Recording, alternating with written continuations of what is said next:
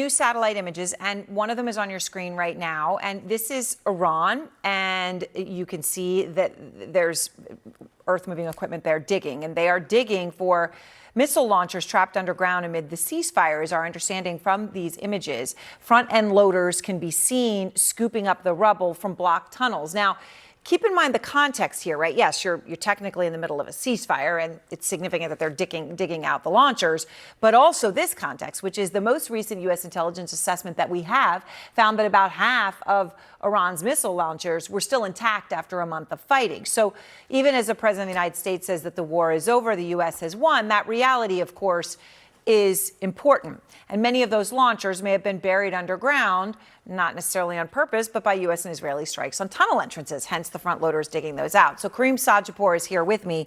So Kareem, what do you see? You know, you look at those images, and obviously, I'm just going to point out the significance that for a while, when the fighting was hot, we weren't getting fresh satellite images.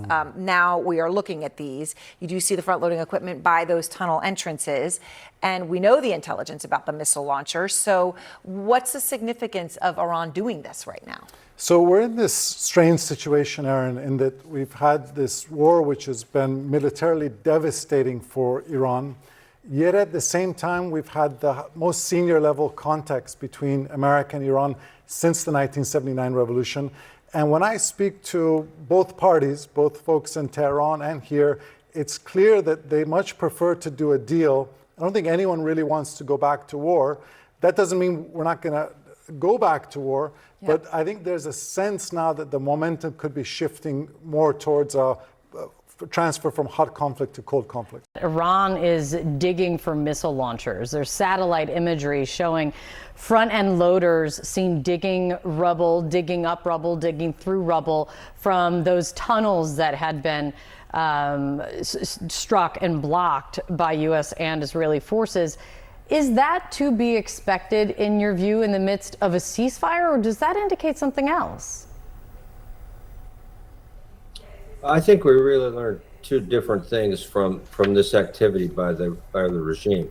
One is that, as everyone expected, we've been enormously effective and successful in the strikes that have been conducted thus far in the conflict. And so, if the idea was to reduce the number of ballistic missiles Iran had available to it, both by destroying the missile storage sites and by destroying launchers, we've had good success in that regard. At the same time, we also learned that there's a resiliency to this regime, and we've known this. I think we knew it going into it, but they're not going to give up, and they're not easily. And so, if they have to dig through the rubble to find launchers and to be able to cobble together systems, they're going to try to do that. And so, some of those targets, if this war goes on much longer, are going to have to be revisited. Colonel Layden, what do you make, first of all, those satellite images? Should anyone be surprised that Iran would be trying to dig out some of its missile launchers from rubble during a ceasefire? That's, I assume, what we would do as well. Yeah, I think we would do it as well, Anderson, and I think it's not a surprise that the Iranians are doing this. We know for a fact that the Iranians have been preparing to dig themselves out of these kinds of things for a really long time, and now that they've been attacked, and the result is that some of these underground tunnels have been hit, the entrances have been damaged, they are really gearing up to bring back the missile launchers and perhaps other things as well. Margaret, the president apparently told Maria Bartiromo the war is over. It's a tease for her show tomorrow. He's said such things before, so I guess we'll have to sort of see what that actually means. On the blockade, is that legal? Can the U.S. blockade ports? Yeah, it's a kind of a complicated scenario. So, of course, during peacetime, a blockade would be squarely illegal. In the wartime scenario, a blockade is basically a lawfully recognized act of war. But the significance of that is that we're not technically in a ceasefire if we are actually executing an act of war. So it's a very aggressive act. It basically allows you to use force against ships, against third-party country ships, right? Not just parties to the conflict who are attempting to breach the blockade. It also, as you just talked about with the Colonel, has really redirected a lot of our attention and our focus to the Strait of Hormuz when it seems like there's a lot of activity happening inland that we should probably also be paying attention to. You're talking about nuclear. Yes. Yeah. Colonel Layden, if the ceasefire expires without any deal or additional negotiations, what would you expect renewed U.S. military strikes on Iran to look like, to say nothing of Israeli strikes? Yeah, that's a great question, Anderson. I think what we would do is we would concentrate on the Strait of Hormuz to keep that open, or to reopen it, really, I guess would be the better way of saying that. The other thing that could happen is they would go after places like Karg Island once again. Now, they've struck these targets many times, but that's something that they would probably do again. And then I would also expect them to once again hit leadership targets. And that would definitely be a combination of U.S. and Israeli strikes at that point. I've talked to Margaret, General David Petraeus and others who said they expect the ceasefire to be extended. It certainly seems like the administration is eager to get some sort of a deal. You heard the vice president say he thinks the Iranians want to make a deal. Nothing's in writing at this point. I mean, so is that normal? And would the next step be actually put something in writing? Does writing matter anymore? That's a good question. Look, I don't think anybody even knows what the terms of the current ceasefire are, right? Like I said, we're actually conducting an act of war by emplacing a blockade.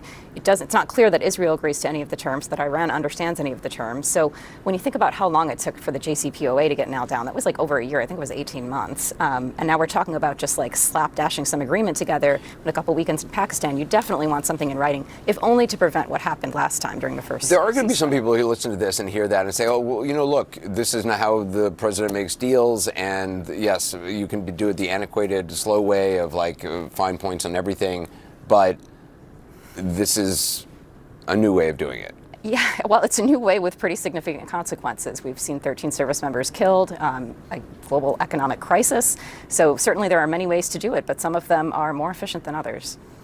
Colonel Layden, how complicated would it be for the U.S. to go into Iran, seize its enriched uranium stockpile? Because the president himself talked about the complications of plane landing in wet sand during the operation to rescue the downed U.S. airmen on Easter Sunday. Presumably digging up the uranium would include, I mean, that would take a long time, wouldn't it? It sure would, Anderson, unless we really know exactly where the uranium is, and we don't know that actually. But let's assume we did for a second. Even if we did, it would require building airfields. It would require, at the very least, clearing some of the area that we'd be working in. It would require the provision of bulldozers and front loaders and all other kinds of equipment. Basically what you'd get in like for a road construction detail. And the kinds of things that we could expect is a lot of equipment being lost in a situation like that. So like you saw the aircraft that were destroyed in the wake of the pilot rescue operation, the same kind of thing would happen there, but it would be at least tenfold, and it would take a lot longer than the rescue of the aircrew men took, and that would be a significant thing. You really can't do this kind of thing either without the cooperation of the Iranians, which you're not going to get, or with the element of surprise, and you're not going to get that either. Colonel Layden, thanks very much. Margaret Donovan as well. Appreciate it.